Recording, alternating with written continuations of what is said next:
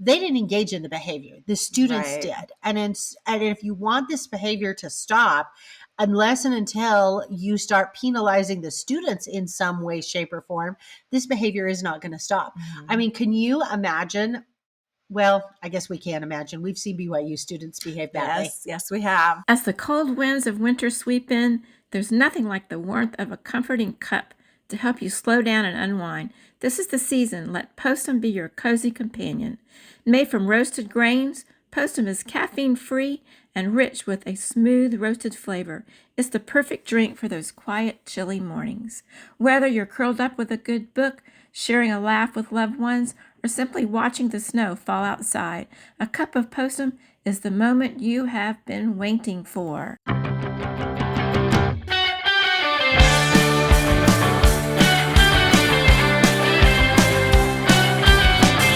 Hello, welcome to This Week in Mormons, the Twin Sisters edition with sisters Ariane Smith and Tiffany Hales. Sneaky one in for February. I know, we've been sneaking them in at the last day of the month.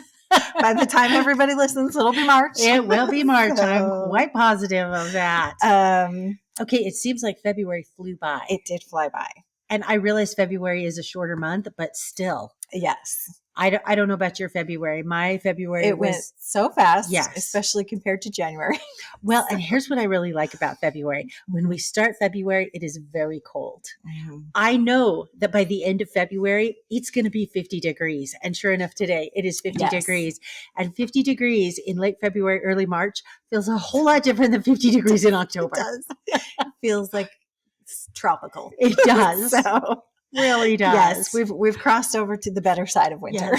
Yes, we have. So okay, so for listeners, what's been going on in my life this month? You know some of this already. Yes, my oldest is going to college. She is a senior in high school. Your youngest is a senior in high school. My youngest is a senior in high school. So they are both like facing the big college decision. So people out there may or may not know, if they have kids in this position, BYU sent out their acceptance letters 2 weeks ago.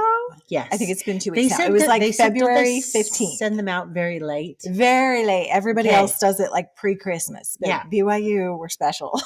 Well, just ask them. It probably takes them that long to read through all the 10 pages of essays they require. Yes, because I think we've had that discussion that the BYU college application is unlike any other college application. We discussed this on the podcast. Except for like, maybe Harvard or something. Yeah. We discussed this on the podcast in the fall because I was having great angst over this stupid application on behalf of my teenage daughter, who was also having great angst over it. She was like, I don't even know if I want to go to this school. Because isn't there something like 10 or 12 essays? Yeah, there were 13 essays if you counted the scholarship essays. Okay. 10 if you just counted like the regular application essays. Okay. And they were lengthy. Yeah, it was a lot. So her dilemma was, this was the dilemma. I have beef with the BYU and the Utah State. Okay. So she had 3 schools she was trying to decide between. Okay. University of Arizona. We'll discuss them later in this podcast. Yes, we will. Not related to this. No, not related to this. Utah State, University of Arizona, and BYU. BYU were the 3 schools she had her eye on. Okay. So my beef is Utah State and BYU are not playing nicely together, and I don't know whose fault it is. Oh, okay. I can't decide if this is a Utah State neener problem or if this is a BYU we're going to be difficult problem. But I would put my money on BYU being difficult, but that's just me. Utah State's deadline to get on-campus housing to be able to choose which dorms you live in on campus. So like the equivalent would be of BYU if you want to choose if you want to live in Heritage or Helaman Halls. Yes. The deadline to be able to choose was February 14th. The day before the BYU acceptance letters come out. BYU, we don't actually know when the letters are coming out. They just say everybody knows February. Everybody kind of knows based on past experience. Yeah. That it's usually like mid-February.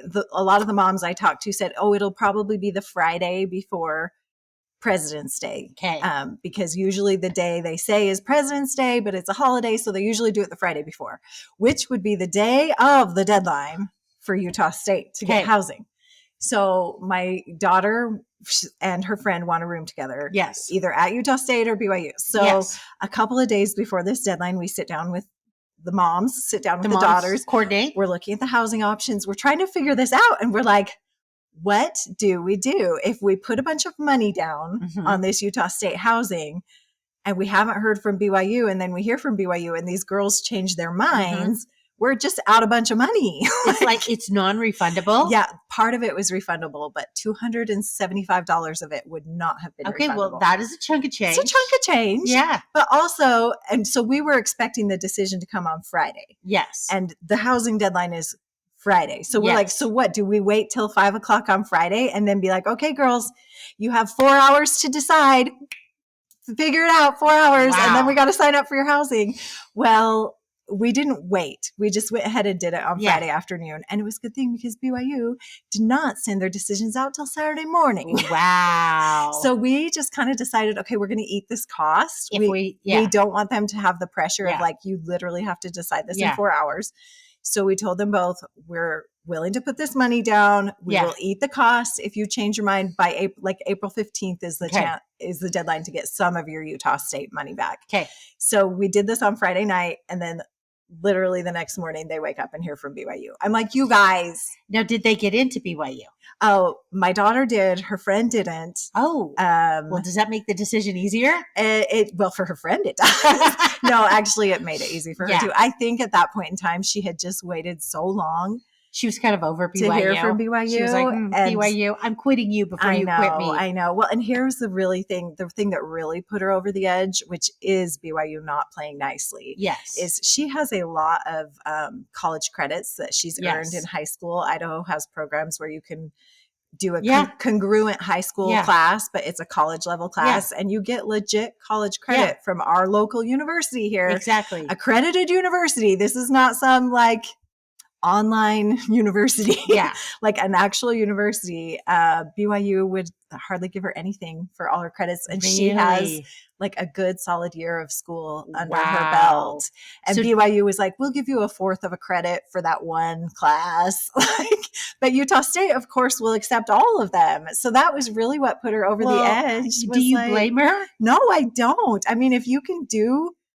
And she wants to go to grad school. So she's got a lot of school in her future. If you can do 3 years of school versus 4 years of school. You're saving yourself a chunk of change. I don't know why BYU doesn't play nicely, because this has been a problem for years. I've heard lots of other people say the same thing. Like when you transfer in from other schools. Things don't transfer. They don't play nicely. Yet BYU tells you, hey, please go and get an associate degree at another school and then come to BYU so we can have maximize the use of our resources. Right. Well, if you're going to do that, you got to accept stuff. Yeah. And maybe they accept more if you have an associate's degree. Maybe. I have no idea, but I'm putting my money on BYU being difficult because they can't. It's a supply and demand issue. There's a lot of demand and there's not much supply. They don't have to like woo you at all. And she had all these other schools wooing her. I mean, Utah State was sending her a postcard probably once a week. Dang. Are you coming? Are you coming? Please come. Well, my daughter went to Utah State and my daughter loved Utah State. In fact, I think if I were to do it over again, I would go to Utah State. Right. The campus was just more intimate and small, and it seemed to be much more student focused. BYU is just too big, in my opinion. Yeah. So I don't know. If I'm being totally honest, I'm a little bit sad because I went to BYU and I loved my time at BYU and it's familiar and I know what to expect and I know my way around. But at the same time, I'm like, she's going to have a great time. She is. Wherever she goes. She is. She will be an Aggie and she will be very happy. Yes. I promise you. Yes. So that was my beef with BYU this month and Utah State. I was like, can you guys just coordinate a little bit? Just a little bit. They're BYU. They don't have to coordinate with anybody. Because I have to think, and maybe this was Utah State trying to force some people's hand. Yeah. Because I have to think they pull from a lot of the same. They do. They do. Pool. Yeah. Lots of Utah kids, lots of Idaho kids, Exactly. just lots of kids in the West will apply to both of those schools from the Western United States. So they have to know that they're pulling from the same people. So yeah. I don't know. Anyway. All right. Well, my big church thing in the last 30 days, as you know, is a big youth activity that we did last I need to hear about it weekend. because I haven't heard the update, although I heard some of the prep. It sounded intense. Yes. So our stake, rather than do stake dances, has gone to kind of these quarterly youth activities. And so we did the first one, and it was last Saturday night, and it was called Tacos and Sumo. And so what they did is we set up kind of a food court thing outside, and we had two different things. We had street tacos, and then we had churros. And then inside they had rented those inflatable sumo suits, and the kids did a kind of a whole sumo tournament. My husband and I were in charge of the food, and we never ever even made it inside. So I don't know. I heard everything inside was like totally fun, and the kids had a great time. Originally, we were only going to serve food for an hour and then shove them all inside to do the sumo. But the kids just wanted to keep eating, and they would go inside and watch the sumo, and then they'd come out in a wave and get more food. And then they go back inside, and then they'd come out in a wave and get more food. We could not keep up with the churros. I was going to say, did you have enough food? We definitely had enough food. We did 456 street tacos. Whoa. Yes, which was big. And then here's what was really big. 1,227 churros. Oh my gosh. Okay. And these were legit homemade churros. Yes. Like you did not buy frozen churros. No, I did. I could not believe this. I did. You sent me a picture of you with dough. Yes. Making, yes. like prepping this idea. And I was like, are you freaking kidding me? She's not going to buy frozen churros. You're insane. I am totally insane. So these churros were churros that were about 6 inches long. So what I did is, so I happened to have the Monday before off because it was President's Day. And churro dough, like it's really bizarre how you make churro dough. You put water and butter in a pan, and then you add salt and sugar, and you bring that to a boil, and then you add your flour.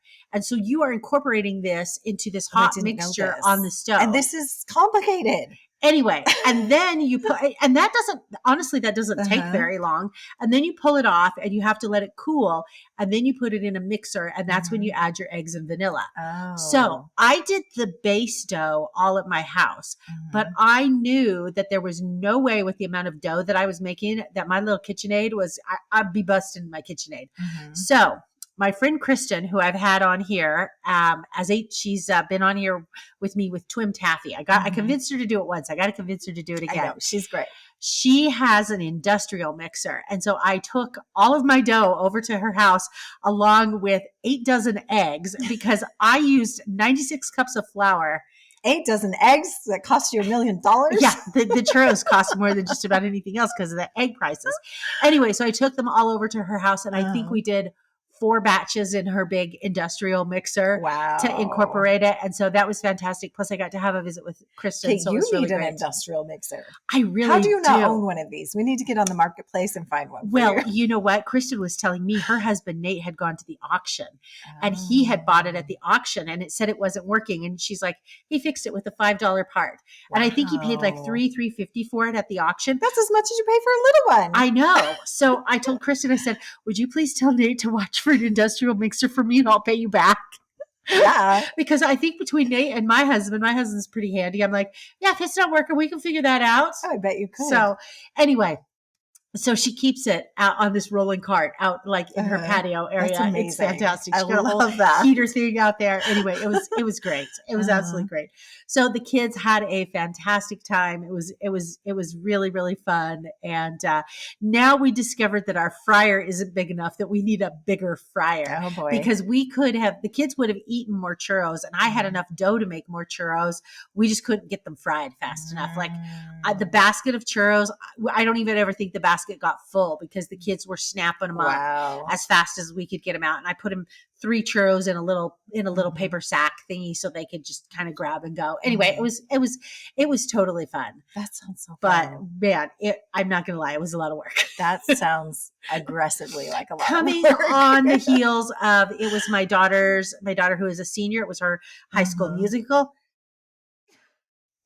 Last week. And I had mediation on a very large case. All of that converged into the same week. And so by the time I hit the pillow on Saturday night, I was done. Anyway, so, all right. Now, last time we recorded, I brought out the Mormon Country Cookbook. And this was a book that David Larson, who again, Taffy co-host with me, found when cleaning out his parents' house and said, Tiffany, do you want this? And I said, well, of course I do. I love all quirky Mormon cookbooks. So a couple things about this. First of all, last time I promised you I would make something. And you were like, no, I was terrified because we flipped through some of these. Yes. Some were very questionable. And so I said, I am going to make something for you. And you were like, can you please not make something gross? Before we get to what we made, I want to tell you, Laura Wolfred, who again, another Taffy co-host, lives in Ohio.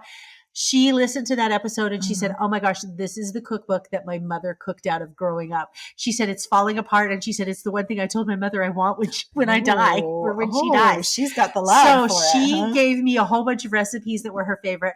Her favorite dessert was apple crisp. And I thought about making the apple crisp, but I'm like, I want to make something I've never made before.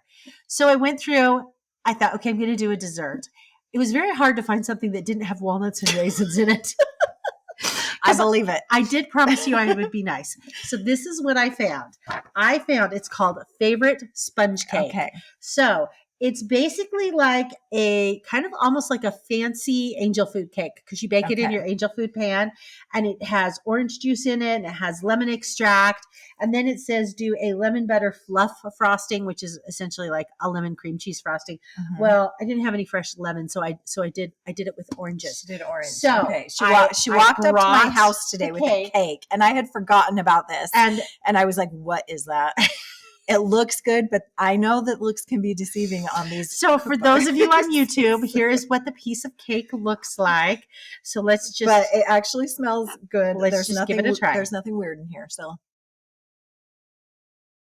Oh, it tastes like an orange roll. It does. It tastes like the orange rolls that I make at Easter. Okay, it's good. This is definitely top tier Mormon cookbook recipe. Yeah. From what we've tried we've tried. No, I would totally do this again. Yeah, it's good. Totally do that again. Highly recommend.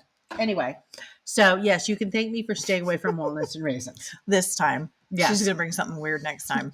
Well, you know what? I was telling this to somebody the other day, and they said, you need to go to DI and scour DI for all the weird Mormon cookbooks. And I was like, I've never done that before. Thank you. Thank you for giving me that idea. I think I will. There's a ton there. So I may have more weird Mormon cookbooks to discuss on future episodes with crazy things to make.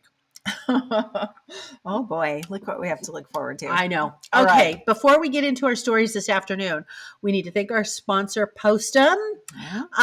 I need to get back on my bandwagon and make us some more Postum drinks. It's been a few months. I've really, for the last 6 months, work-wise, kind of been in survival mode.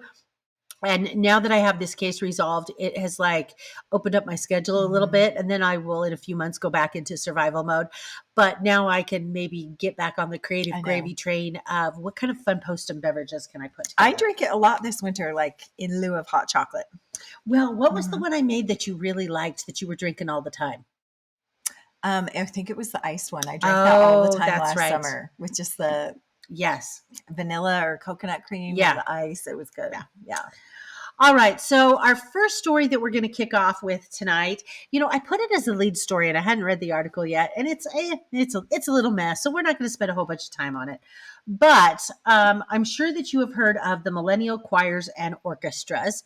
They started in California. They have a whole bunch of franchises throughout Utah, Arizona, Idaho, Texas, Missouri. Anyway, the two brothers that started this, decided back in 2009, one of the brothers challenged the second brother, you need to write a musical based on the Third Nephi, Christ coming to America. And so he accepted the challenge and he did that. And they wrote one that was produced. It came out in 2010, and it had a very classical music focus to it. And it hit the classical charts, and it was relatively popular. But what they have done is they have revised it. They have gone and retweaked it and almost retooled the whole thing so that it has more of a musical Broadway feel to it and less of a classical music feel to it. And they are looking to do productions throughout Utah, Arizona, Idaho, Texas, Missouri, and California. They've got one that is going to be done March 28th and 29th at the UCCU Center in Orem. So anybody who is interested in seeing a Book of Mormon musical that is not the Book of Mormon musical, Right. go get your tickets and go. Very interesting. Okay. Next story. University of Arizona apologizes for unacceptable anti-Mormon chant aimed at BYU after their controversial loss. This was men's basketball game last week. I think probably most of us saw the articles online about them chanting. Did you watch it? I mean, your husband is a big basketball BYU fan. Yes, and we have Arizona. He's also an Arizona fan. So that's why I was like, surely he watched this. No, I think he watched the highlights, but we were not watching this live. He actually, for such a basketball fan, has not been keeping up greatly this year with BYU basketball. He's just been distracted with other things. But yes, this was another incident where they did the, F the Mormons chant at the end of the game, which is becoming like a thing now. Yes. We've talked about it a lot on here. Yes, we have. Anyways, their coach came out and apologized. The university apologized. I guess that two or three of the players kind of got into it after the game at the handshake. And one of the players, they had to be separated. One of the Arizona players had to be taken out, pulled off because there was a bad call. Yeah. One of the refs called a foul on Arizona that shouldn't have been called, which then gave BYU free throws, which actually won the game. And I have to say, the Arizona coach was very generous. He was very gracious. Very gracious. He, as he was talking to the media afterwards, he said that, he said the ref is one of the best refs. He knows the ref. He's a great ref. So he was not blaming, not throwing the ref under the bus. As opposed to, wasn't it Utah's football coach that threw a ref under the bus for the BYU Utah game? Oh, yeah. Oh, yeah. So he just said, he's a great ref. And he said, listen, we had problems. The problem is that we let them score 93 points on our home court. So it's not that we didn't have our own problems. Yes.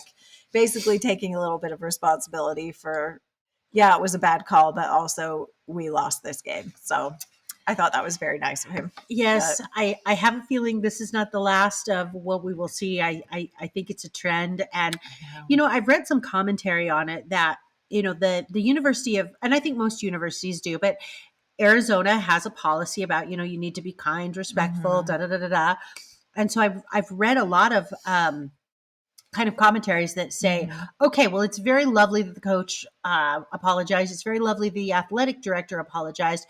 They didn't engage in the behavior. The students did. And if you want this behavior to stop, unless and until you start penalizing the students in some way, shape, or form, this behavior is not going to stop.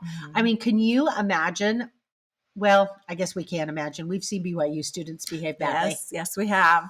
So, and the problem is when it's in this setting and it's such a big group of them, this is it's group mentality. Hundreds of students. Yeah. How, if it's one student, it's easy to kick them out. Yeah, that's very true. But when you've got, 900 students in a student section, what are you going to do? You can't. You physically cannot remove them. Yeah. There's no possible way to get their names fast enough to fine them or punish them later. I really don't know what you can do. It's a tough problem to solve. Yeah, that's very true. So, I mean, it would just be nice if people would just be nice and we wouldn't have the problem. And I do have to say, I posted an article on the TWIM Facebook page that there were a Jewish organization, I can't remember what it was, that came to our defense said, you know what, name calling based on religion, not cool.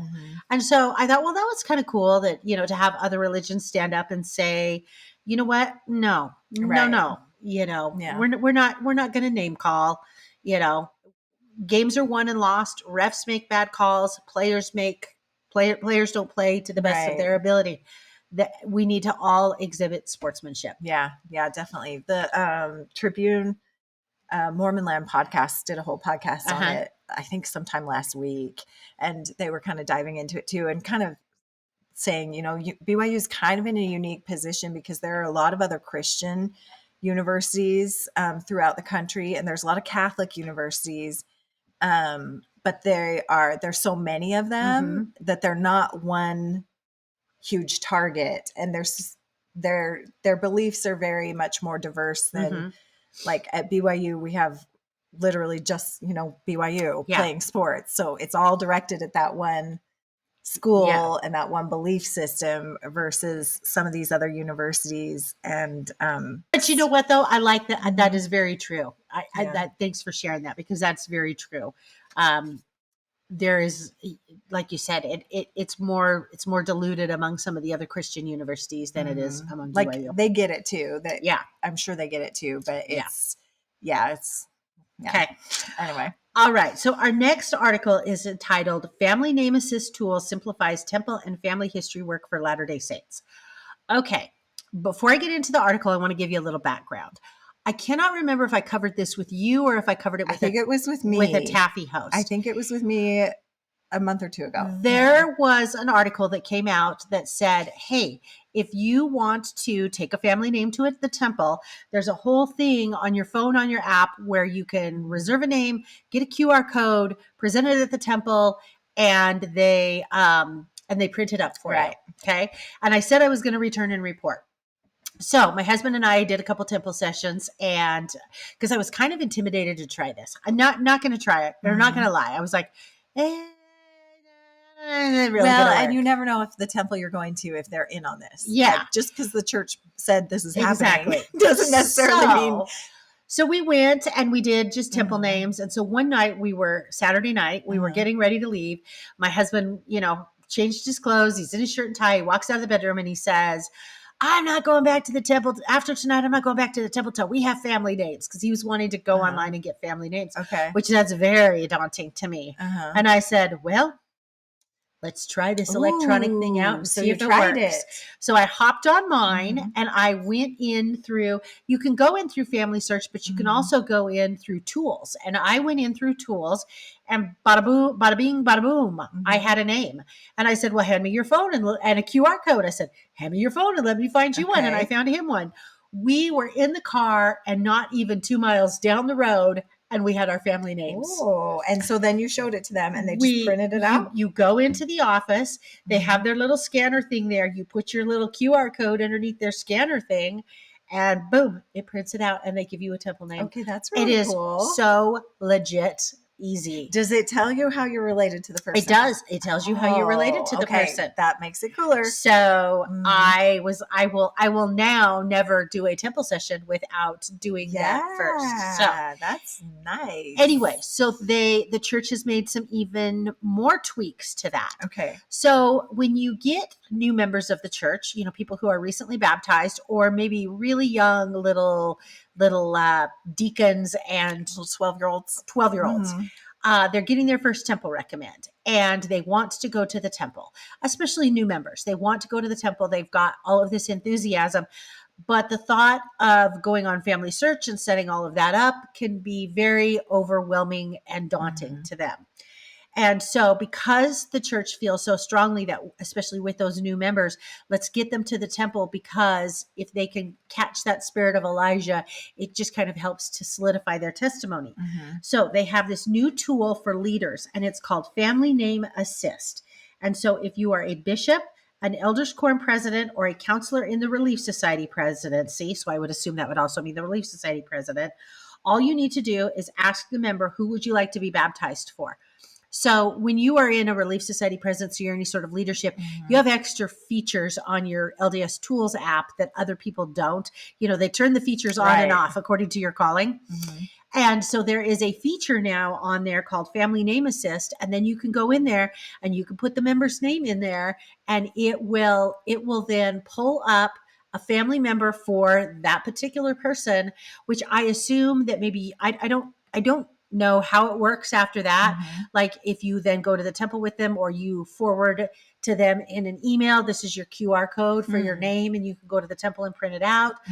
I'm not entirely sure how that works, but it is a super easy way to help these new members be able to be baptized. Because it said what it said, and I thought this was really true, is that Our research shows that most of the time new members want to be baptized for a deceased grandparent. And so this offers the opportunity to immediately say, okay, who do you want to be baptized for? And they say, my Grandpa Bill. All right, let's find Grandpa Bill. Let's get him baptized. So the leader does it on the leader's phone. The leader does it on the leader's phone. And then maybe sends it to them. Yeah, I'm not entirely sure how then because I haven't done this myself and the article doesn't say, I'm not entirely sure how then it goes to the new member. But I do not doubt that there is a mechanism for that. Right. Okay. Very interesting. I thought that was very cool. And again, gave me a chance to report that if you are going to the temple and you are not doing that in your own phone on LDS tools, you need to. I love that it's getting easier. It's so easy. You're out of excuses not to do family names. Okay. Awesome. Okay, next article is Elder Holland. President Jeffrey R. Holland lifts the spirits of Southern Californians devastated by the wildfires. So he traveled down there recently, I'm assuming for an area meeting or a stake meeting with many of the saints that were affected by the wildfires in Southern California. And he just, in his Elder Holland way, inspired hope, and his message. There's really nobody that's better at that than Jeffrey R. You got to send Elder Holland. You really do. So the man just exudes compassion. Yes, he does. And yeah, so he just, said, we're praying for you every day, privately and in our meetings together. He talked about how we cry with you, we pray with you, you're not isolated, you're not forgotten. All those good things. And then he also told them, don't spend needless time asking why. I thought that was good advice. And I think that's advice you can apply to any trial that you're dealing with in life. And I think that's what he was saying in the article as well, is don't ask the whys. Because I think he was saying, there are a lot of things that we are never going to understand. He's like, there's things I don't understand. He just said, we can't ask the whys. In general, we don't know why these awful things happen. So anyways, he just encouraged them to pray more, to stay close to God. And then he also gave them some wonderful compliments about how they've taken care of each other. He said, I've never seen a group of individuals go through such trauma, and their first thought was to see how they could bless others. He said, that is what I will remember about this time in our lives, seeing you take care of one another so beautifully. I thought that was really sweet. I love that. So I love that they sent him in. I hope that was very uplifting for those members there. If you want to read his full message, it's online through the church news. Okay. So, all right. Our next story, money in the temple. Did you know that there was money in the Salt Lake Temple? And I'm talking actual coins. I had no idea until I read this article. I had no idea either. So back in 1892, when they were building the edifice known as the Salt Lake Temple, President Wilford Woodruff was the president and prophet at the time. And what they had done is they had taken dimes, and he had placed dimes in capstones and all around the temple. And this is what was recorded. It says, I took Emma and two of her children, Nellie and Alice, and went to the temple and was drawn up to the top tower in an elevator, myself and my family. We all put a dime apiece into the top stone. We went through every room in the house. We saw a great deal of work, and he talks about, what he saw. And so there were a lot of other people at the time who would go and visit the temple and see the work. And they were leaving dimes in the construction of the temple. And some of the dimes they would file off and they would write their name on them. Well, of course, as they have been renovating the Salt Lake Temple, they have come across a number of these coins. I think that there were, it says, when they removed the capstone, preservationists opened it up and it showed approximately 400 coins found under and inside the capstone's concrete. That's a lot of dimes. That is a lot of dimes. Isn't that really cool? I know, it is cool. A lot of people got to go up there and do that. They don't know if any of the dimes were actually the ones that President Wilford Woodruff left. But the other thing, too, is they said it was really cool to find the ones that had people's names on them, because then they could go back and find those people and associate their story with the dime. The other thing, too, that I thought was hilarious is, again, they were referencing the open house, which we know will be 6 months long. And it says, it will be the first and only public open house for the temple since the original 2-hour open house on April 5th, Oh, I didn't even 1893. catch that. It was only 2 hours. 2 hours, original open house, Wow. 2 hours. I think we've leveled up. Yeah. Yes, we I have. have some predictions for that open house. Oh, what's your prediction? I think since it is a 6-month-long open house, and maybe I've Mhm. talked about this before, that rather than, typically, because we've done open houses for the Boise Temple and for the Meridian Temple, and they call on stakes and you have an assigned period of time that you go and you're responsible for, tours and training and all sorts of stuff. Mhm. Well, they certainly have the capacity down there in Salt Lake if they Right. wanted to. But what I wonder is, are they going to call senior couples for 6-month missions and have them be tour guides for the entire 6 months? And that would is be their mission. That would be a fun mission. That would be a really cool I feel like mission. that would be an easy sell to Yeah. a lot of people. Yeah. So, And maybe they do a hybrid of both. Maybe to maintain continuity and consistency, they have a group that they are calling on a 6-month mission to do that. And then they also have volunteers from the local stakes coming in. But that's my prediction is I think there's going to be some mission calls that you open up and you're like, I'm a Salt Lake City Temple open house missionary. How cool would that be? That would be really cool. That would be very fun. That is just Tiffany pontificating 101. I think that's a good prediction. Okay. Now we have kind of a couple of sad stories. Yeah, we do. So we've had some aviation accidents in America here in the last 60 days or so. Anyway, there was a plane up in Alaska, and it was a commercial plane. It was a smaller commercial plane. They have a lot of these smaller planes that seat anywhere from 8 to 14 people that hop all around Alaska, because so much of Alaska, there's not a roadway network, and there's a lot of places in Alaska that are only accessible by airplane. So one of these planes crashed when it was in a village, and it was leaving the village, and it was headed to Nome. One of the individuals on there was a gentleman by the name of J.D. Moncour. He was an engineer. He received a mechanical engineering degree from BYU, I believe. He grew up in Wyoming, and he worked for a company up there that went and provided support services to these villages. He would go in and help them with their water systems and their sanitation systems. Sadly, he died in this plane crash, and he was also the bishop of his ward up there. So sad. Very sad for his family, very sad for his ward members too. That's got to be super tragic to lose your bishop. And so our thoughts and prayers are with Bishop Moncour and his family. Yes. So. And the next one is another crash. This was a helicopter crash that actually happened in Idaho, but it had 2 BYU alums on it, both members of the church, and one passed away and the other survived. The one that passed away, his name is Brad Brown, and he was a CEO of a Utah medical device company, very successful business guy. Member of BYU's business school. So he passed away. He was piloting the plane. And then the passenger is actually the husband of some social media influencers that we've talked about on here before. Yes, we have. We've talked about them a couple of times. Yes. You told me about them. I did. I cannot remember how I originally ran across this lady, but I have been fascinated ever since. Yes. This is the Houghton family, and the mom, the wife of the man that was in the helicopter crash. Her name is Jennifer Houghton, and she runs Turtle Creek Lane is the name of her Instagram. And she's the one that does just the over the top holiday decorating for every holiday that is just wild. It's crazy to see what she does. Undescribable. Yes. You just have to go see for yourself. Yes. Anyway, her and her kids, her son and her daughter both have big Instagram followings also as have well. Instagram. So if you follow her, you're going to get sucked into the kids. Exactly. You get sucked into all the It's drama. like a group deal. Yeah.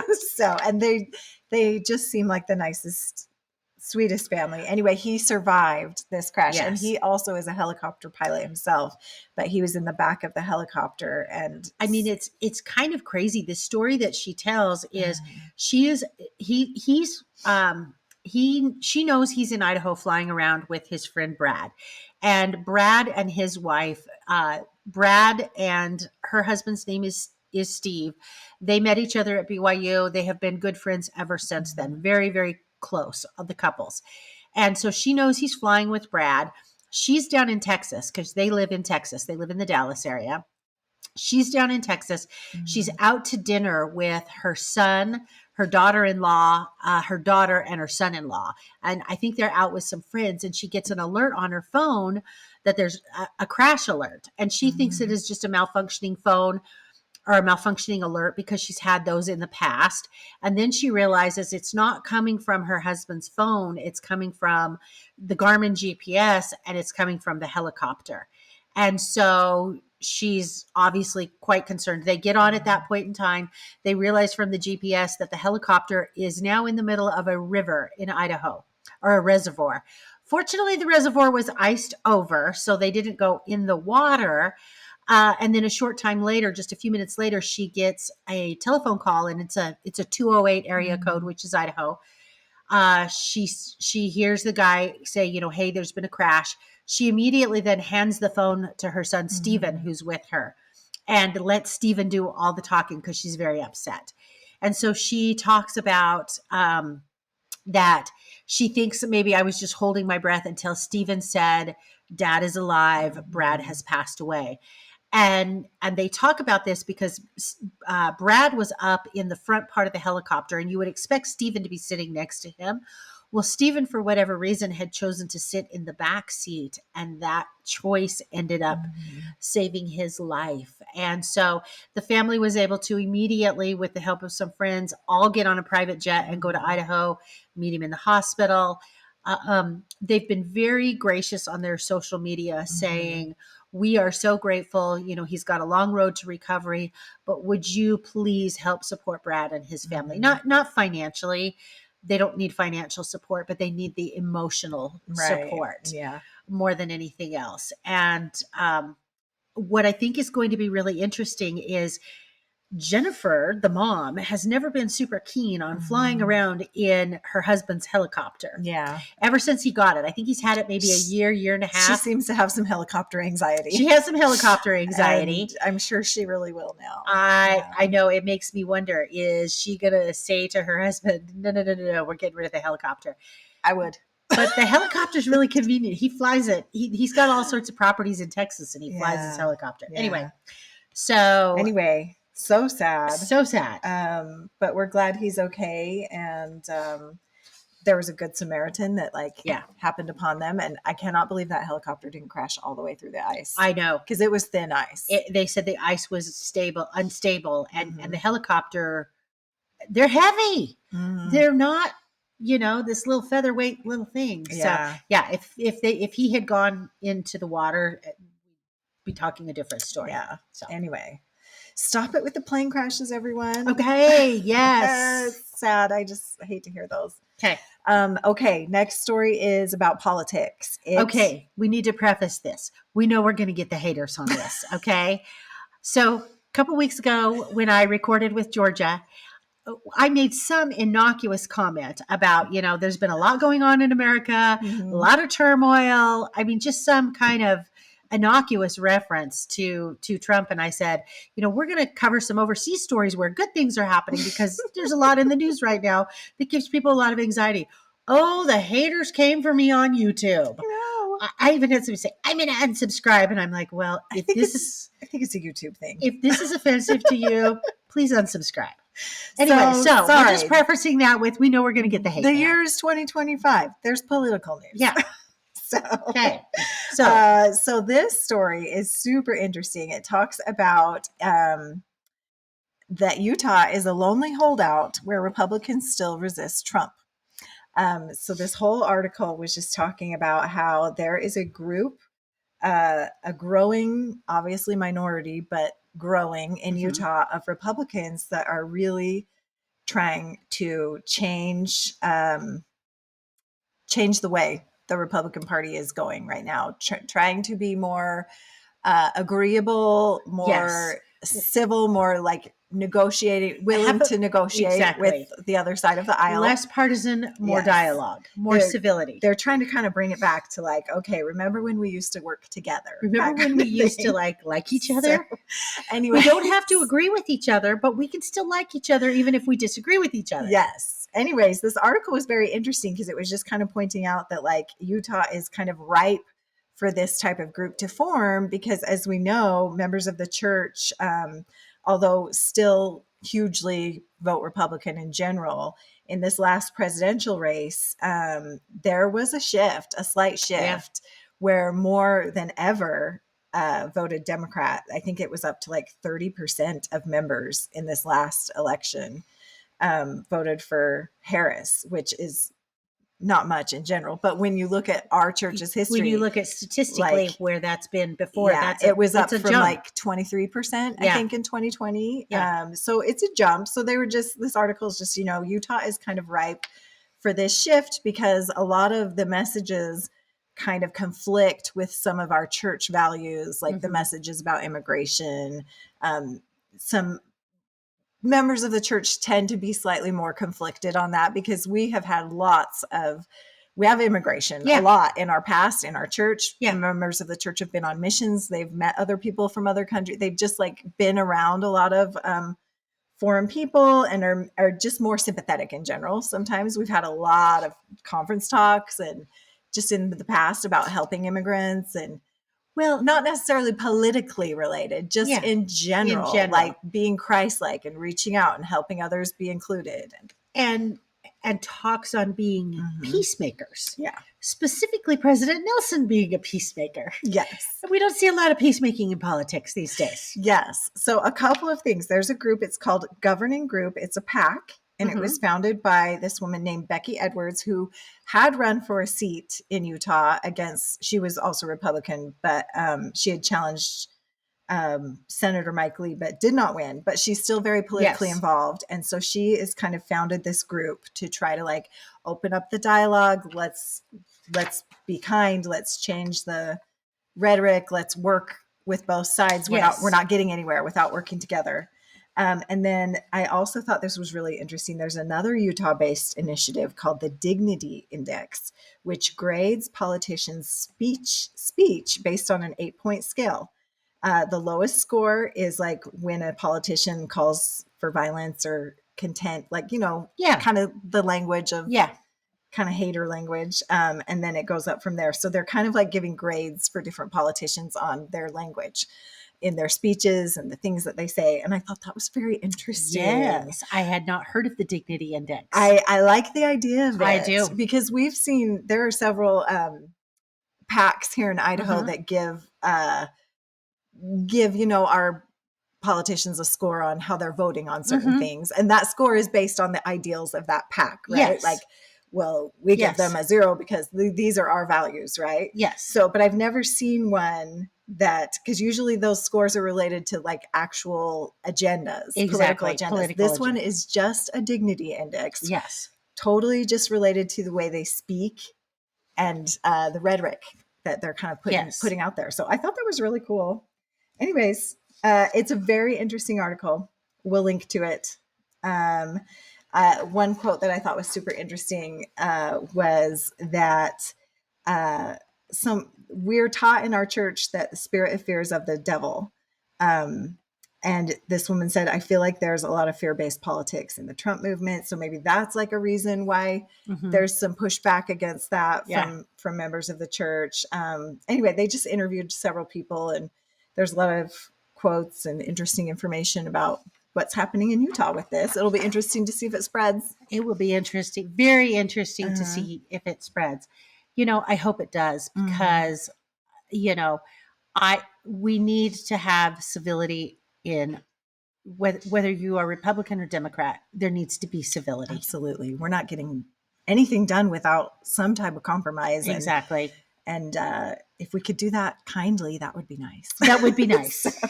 Okay. Another article. This was from the Tribune. I'm just going to quickly hit on it, but people can go read it if they're interested in it. There is a new study that came out this week about Christians and Christianity in general. And like, is the numbers of Christianity are not declining like they used to. They're holding steady.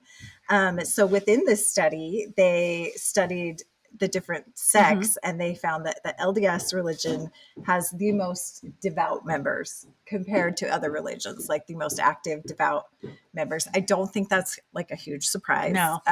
But they had a lot of interesting data in there if you want to go look at the study.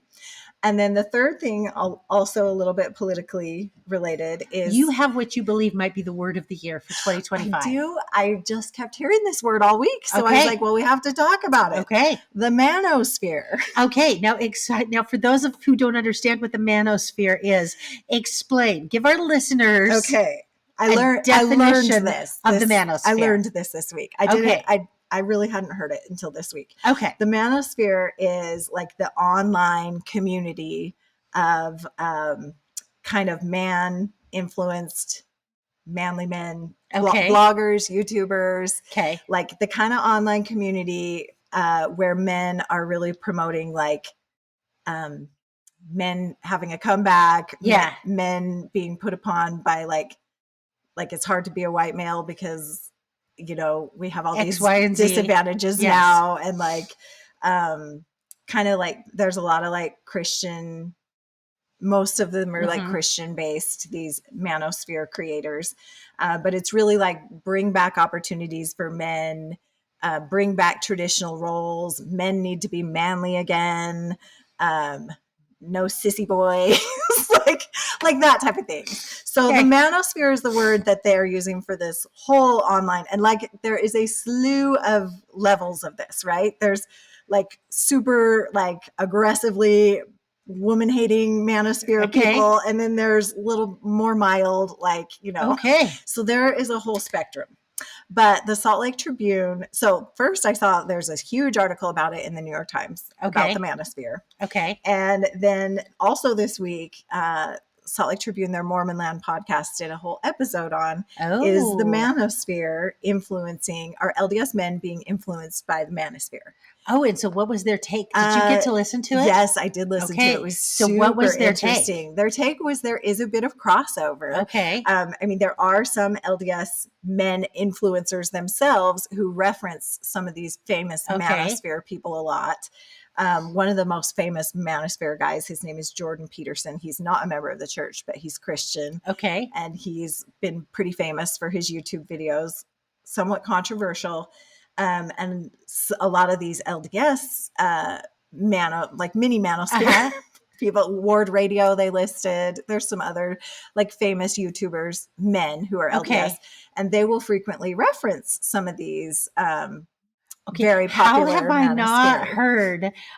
Probably because they don't have Instagram and they're just on YouTube. And I don't do YouTube. I do Instagram. I'm like, how have I not heard of these men LDS influencers?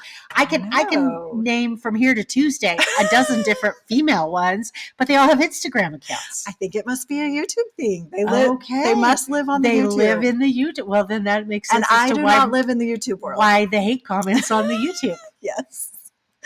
The YouTube world's a scary place. Yes, yes, it is. Anyway, I thought scary and funny. I thought it was so interesting because, like you just mentioned, we know what a mommy blogger is. That's been around forever. We know what a trad wife is. Yeah. Like the social media influencers based towards women. Yes, have been around for like decades now, right? But this is the first time I've heard an actual name given to the ones that are like geared towards men. I'm going to have to go find me a couple of those men ones and just peruse their material. Oh, I've perused a wee bit. Okay. Well, then you can tell me where to start. I'll tell you where to start. It's a different world. Okay. That is a whole new world I'm about to introduce you to. All right. Fair enough. Hopefully you don't regret. It might mess up your algorithm. Oh, I suggest opening an incognito window. Okay, good to know. Good to know.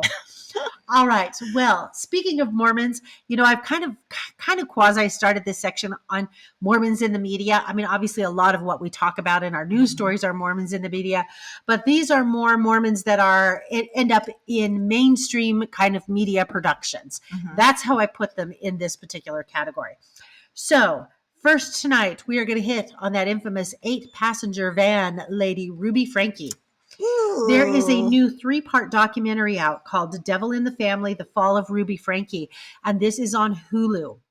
And what is so interesting about this is the producer of this documentary interviewed Kevin, her husband, her daughter, Sherry, and her son, Chad. Sherry and Chad are both adults. I think the rest of the kids are still minors, but Sherry and Chad are adults. In addition, Kevin gave them hours and hours of unseen YouTube footage that they had stored on hard drives. And so there is some of that YouTube footage in the videos as well. Or in the documentary as well. And so I have not seen the documentary. The reviews that I've seen on the documentary say that it's really good. And they talk about, this is the good, this is the bad. Here's what our experience was. Here's what we learned. Here's kind of what the takeaway. Anyway, it's supposedly pretty good. I am for sure going to watch this. I'm going to watch it too. My daughter had it on. My oldest daughter has been really interested, and she had it on last night.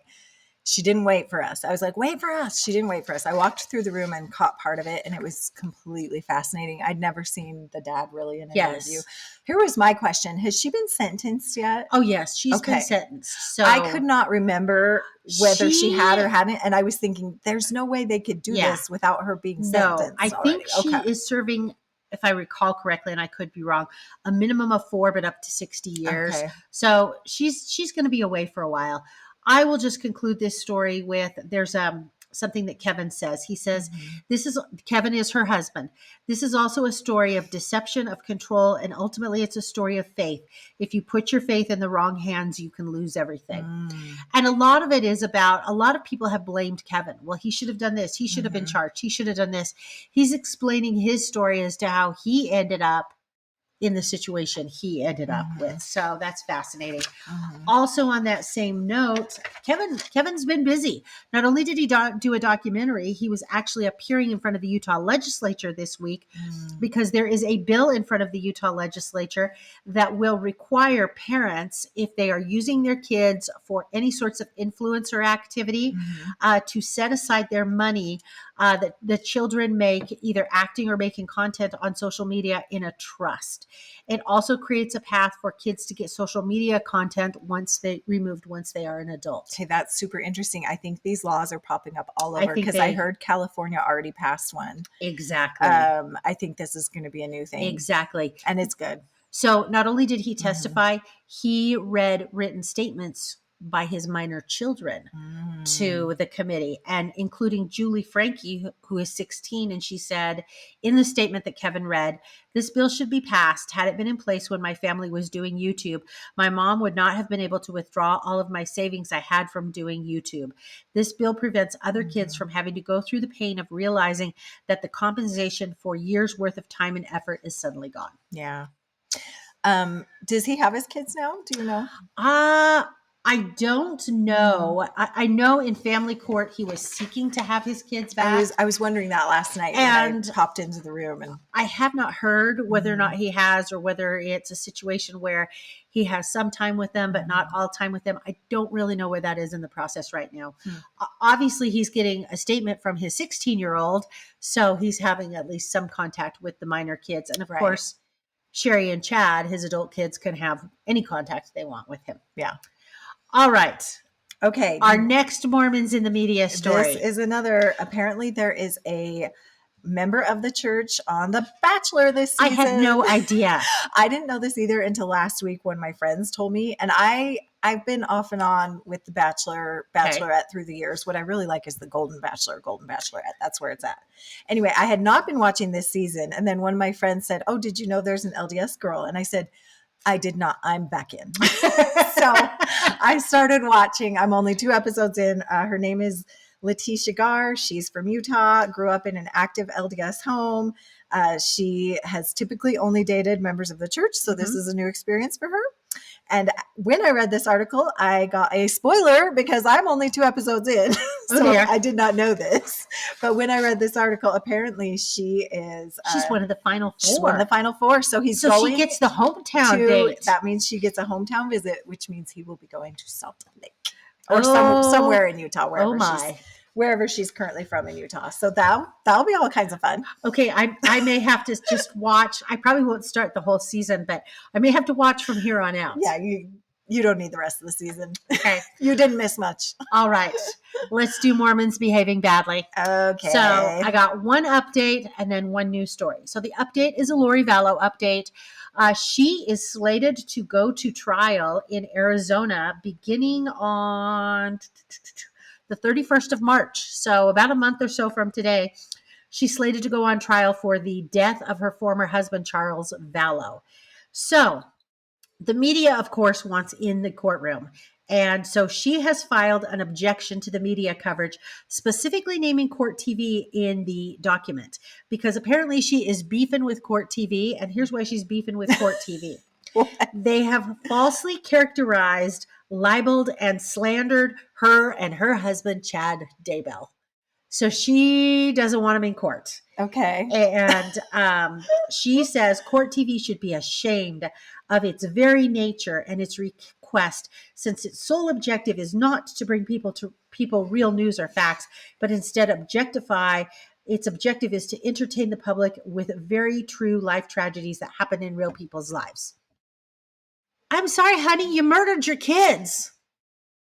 And you're beefing with Court TV because they told everybody you murdered your kids? Yeah, I agree. Like, sorry, you provided the entertainment. So Exactly. not that it's entertaining. Exactly. It's awful. But like, yeah.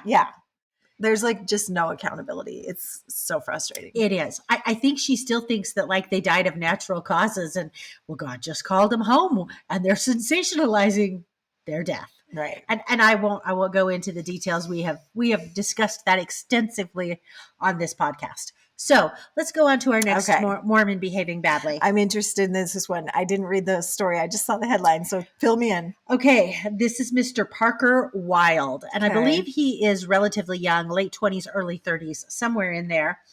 Anyway, he is facing legal action after the Division of Consumer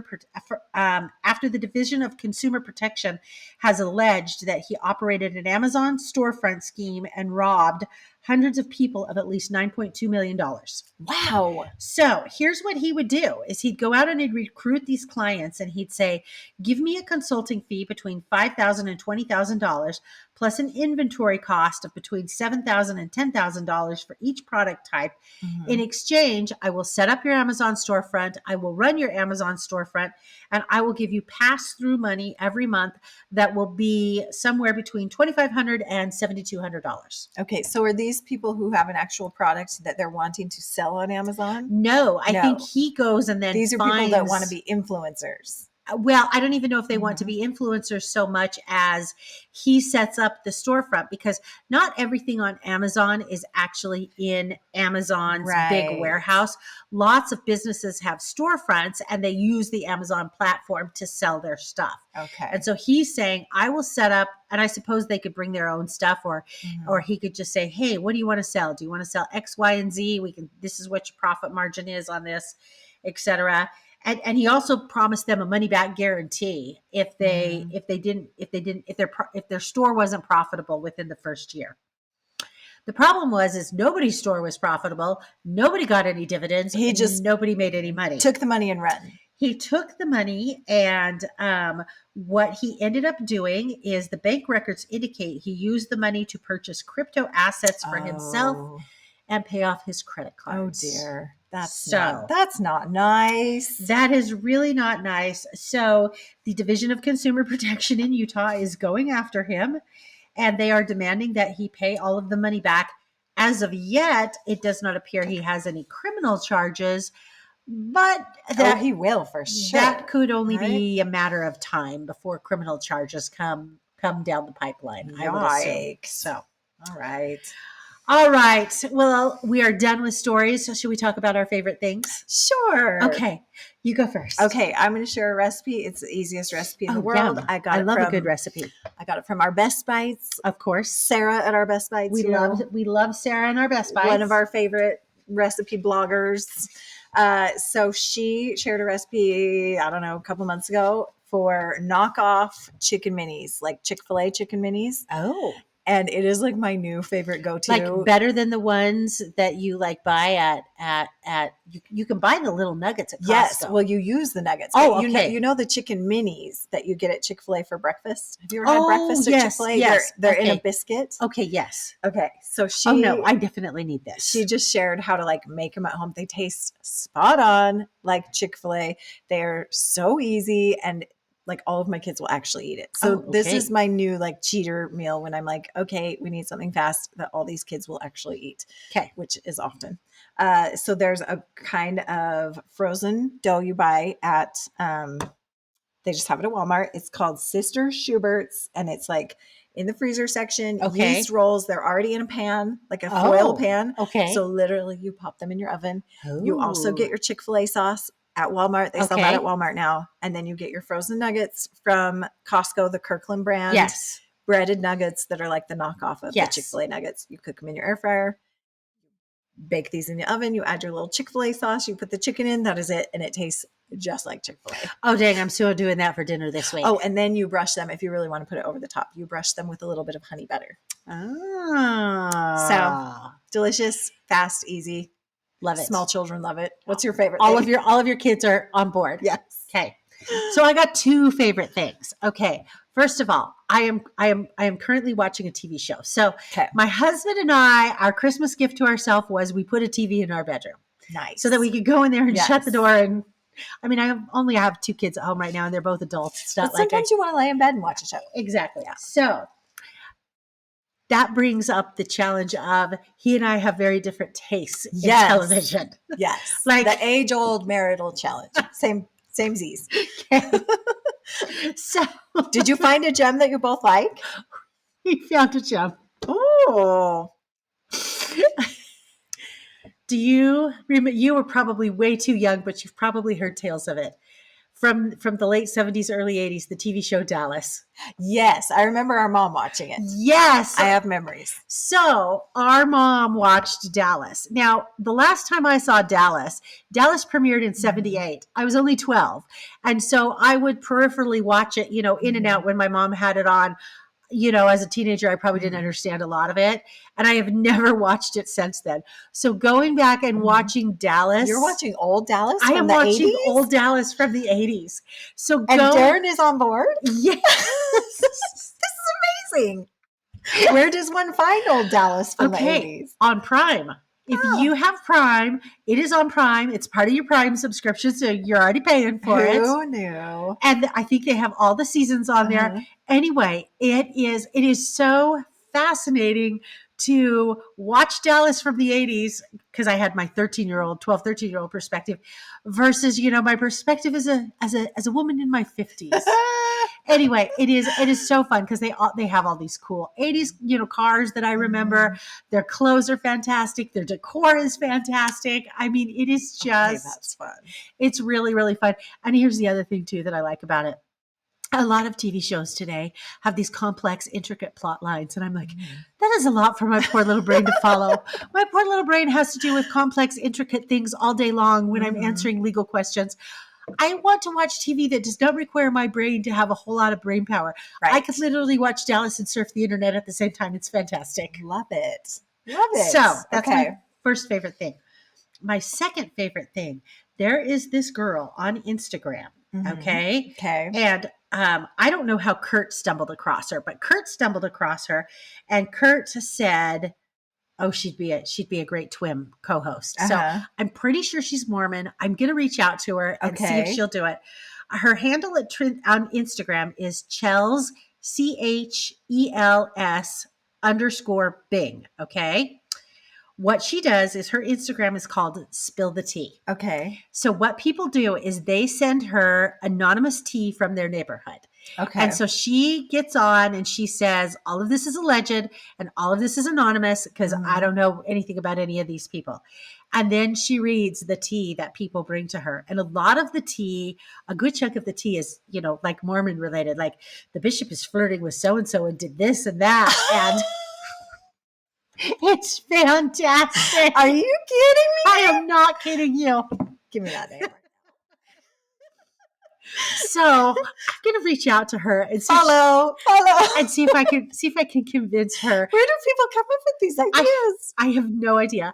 But I'm going to reach out to her and see if I can convince her to come on a Taffy edition with me. Because when you watch her stories, she's just fun. That would be like so she is legit funny and really, really fun. She's got good energy and a good personality. So okay, gonna follow that one. That's my recommendation. Oh, that's so funny. Okay. Well, I think this has been a great show. Twim Nation, thank you so much for joining us today.